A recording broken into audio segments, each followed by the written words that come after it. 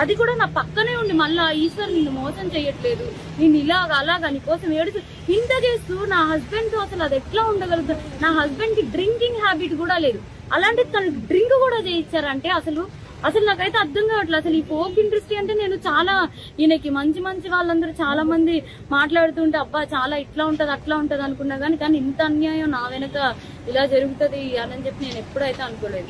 Next ఇదేంటంటే ఇట్లాంటి అమ్మాయిని మాత్రం అసలు ఫోక్ లోకి వీటిల్లోకి ఎంకరేజ్ చేయకూడదు.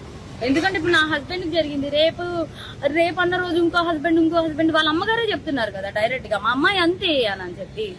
సో ఇవన్నీ కొంచెం చూసుకొని కొంచెం ఫోక్ లోకి తీసుకునేప్పుడు కూడా మనుషుల కోసం నేను మిగతా వాళ్ళని అనట్లేదు కానీ ఇట్లాంటి వాళ్ళని మాత్రం కొంచెం చూసుకోండి, కాపురాలు పోతాయి, చిన్నపిల్లల లైఫ్లు పోతాయి. క్యాస్టింగ్ క్యాచ్ అనేది బేసిక్లీ ఫిల్మ్ ఇండస్ట్రీలో ఫోక్ ఇండస్ట్రీలో జరుగుతుందనేది ఆరోపణలు ఉన్నాయి. మరి దాని మీద మీ అభిప్రాయం ఏంటి? ఇది కూడా అదే కోణానికి చెందిందా లేకపోతే ఇండివిజువల్? అట్లా ఏం లేదు, నిజం చెప్తున్నాను కదా. మా హస్బెండ్ కి డ్రింకింగ్ హ్యాబిట్ లేదంటే మీరు ఆలోచించండి. నా డెలివరీ దగ్గర నుండి ప్రతి ఒక్కటి నా హస్బెండ్ నన్ను పువ్వుల్లో పెట్టి చూస్తున్నాడు. ఏ రోజు ఇప్పుడు నా హస్బెండ్ విషయంలో 1 minute నేను ఆలోచిస్తున్నానంటే దీనికే, నా బిడ్డను గాని నన్ను గాని ఇంత కేర్ గా చూసుకుని అబ్బాయి ఏమంటున్నాడు, ఇప్పుడు ఒక అమ్మాయి వచ్చి నా మీద పడిపోతే నేను ఏం చేస్తా, ఇప్పుడు ఒక షూట్ లో ఉన్న వాళ్ళం మేము అంత క్లోజ్ అయిపోతుంటే నేను ఏం చేయగలుగుతా అంటున్నాడు.